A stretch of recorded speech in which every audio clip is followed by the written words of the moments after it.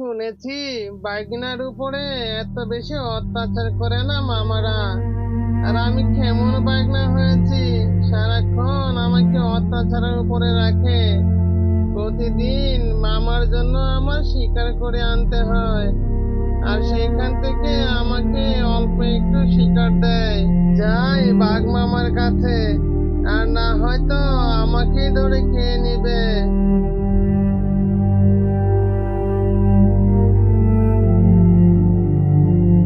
ও বাঘ মামা, ঘুম থেকে ওঠো, তোমার বাঘনে শিয়াল এসেছে।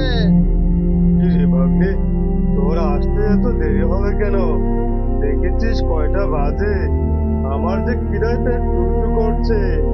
জলদি বনে যা, গিয়ে আমার জন্য শিকার নিয়ে আয়। ঠিক আছে মামা, আমি যাচ্ছি তোমার জন্য শিকার আনতে। ওহ, এই অত্যাচারী বাঘের হাত থেকে আমি যে কিভাবে রক্ষা পাবো, আর না হয়তো যে আমি তিলে তিলে শেষ হয়ে যাব। তারপর শিয়াল চলে যায় গভীর জঙ্গলে। গিয়ে দেখতে পেল একটি হরিণ ঘাস খাচ্ছে। পিছন দিক থেকে গিয়ে শিয়াল এই হরিণটিকে ধরে ফেললো। মামা, এই নাও, তোমার জন্য আজ একটা হরিণ নিয়ে এসেছি। ভাগ্নে, তুই খুব ভালো কাজ করেছিস। আমি অনেক দিন ধরে হরিণ খাই না, আজ মন ভরে খেতে পারবো। মামা, আমার জন্য একটু রেখো, সবটা একা খেয়ে নিও না। ঠিক আছে ভাগ্নে, আমি খাওয়ার পর যেটুকু থাকবে সেটুকুই তুই খায়। বাঘ তখন হরিণ খেতে শুরু করলো। সে খেতে খেতে পুরা হরিণটাই খেয়ে নিল। মামা, এটা তুমি কি করলে? এখন আমি খাবো কি? এত কষ্ট করে হরিণটা তোমার জন্য ধরে এনেছি, মনে করেছিলাম দুজনে মিলেমিশে খাবো, আর তুমি একাই খেয়ে নিলে। ভাগ্নে, কষ্ট নিস না, হরিণটা যে খুবই ভালো লেগেছে। আর অনেক দিন ধরে হরিণ খেয়েছি তো, খেতে খেতে পুরোটা যে খেয়ে ফেললাম আমি টেরই পাইনি। তারপর শিয়াল এখান থেকে চলে যায়।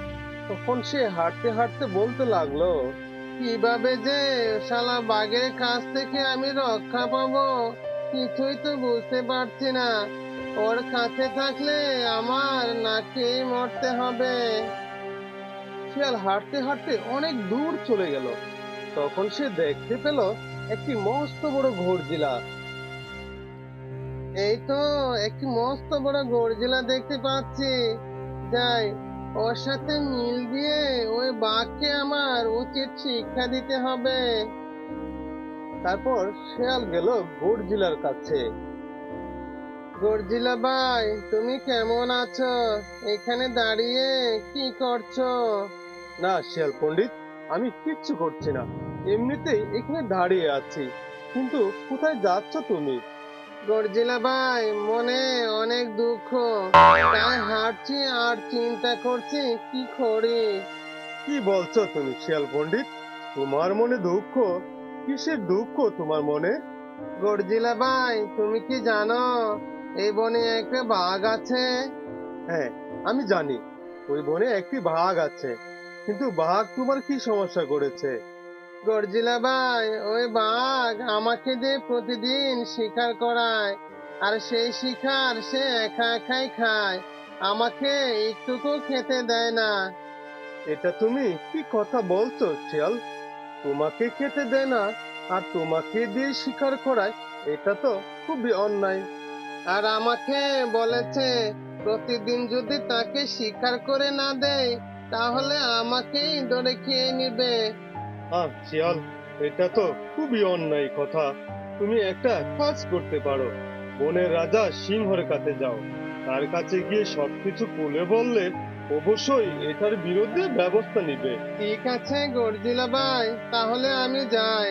তোমার কথা মতোই আমি কাল সিংহর কাছে যাব।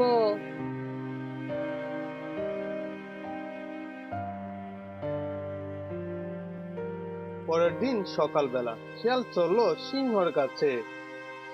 আরে শিয়াল পণ্ডিত, এত সকাল সকাল তুমি আমার কাছে কেন? সিংহ মহারাজ, আমি খুব বিপদে পড়ে এসেছি। আমাদের এই বনে একটা অত্যাচারী বাঘ আছে। তার অত্যাচারে আমি শেষ হয়ে যাচ্ছি। কি বলছো কি তুমি শিয়াল? আমাদের এই বনে অত্যাচারী বাঘ? আমি হচ্ছি বনের রাজা সিংহ। এই বনে কেউ কারোর উপরে অত্যাচার করবে, এটা তো আমি কোনোভাবেই মেনে নিব না। সিংহ মহারাজ, আমি ওই বাঘের অত্যাচারে তিলে তিলে শেষ হয়ে যাচ্ছি। সে কখনো তার গুহা থেকে বের হয় না, আমাকে দিয়ে শিকার করায়, আর সেই শিকার আমাকে একটু খেতেও দেয় না। এমনটা এই বনে কখনো হতে দেওয়া যাবে না।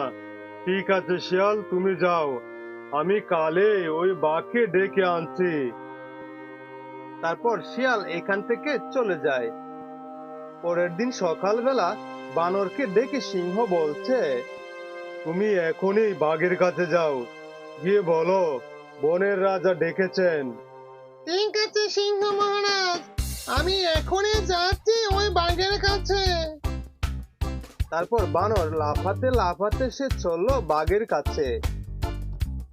বাঘের কাছে গিয়ে বানর বলতে লাগলো, বাঘ মামা, তোমাকে বনের রাজা সিংহ তলব করেছে, তুমি এখনই চলো আমার সাথে। না বানর, আমার যে এখন একটু কাজ আছে, তুমি যাও, আমি একটু পরে আসছি। বাঘের এসব কথা শুনে বানর এখান থেকে চলে যায়। বনের রাজা সিংহ আমাকে ডেকেছে, কিন্তু কেন ডাকলো কিছুই তো বুঝতে পারছি না। যাই গিয়ে দেখি।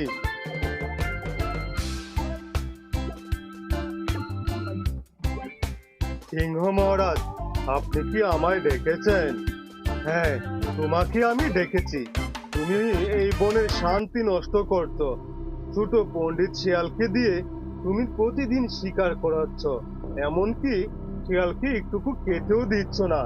এটা যে খুবই অন্যায়, আর এই বনে কোনো অন্যায় কাজ চলতে পারবে না। আমি শিয়ালকে দিয়ে শিকার করাই, এটা সিংহ জানলো কিভাবে?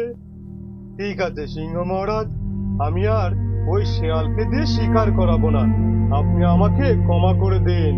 তুমি আমার কথাগুলো মন দিয়ে শুনে রাখো, এই বনে কোনো পশু পাখির উপরে যদি কেউ অত্যাচার করে, এই বনে তার কোনো জায়গা নেই। সিংহ মহারাজের এসব কথা শুনে বাঘ এখান থেকে চলে যায়।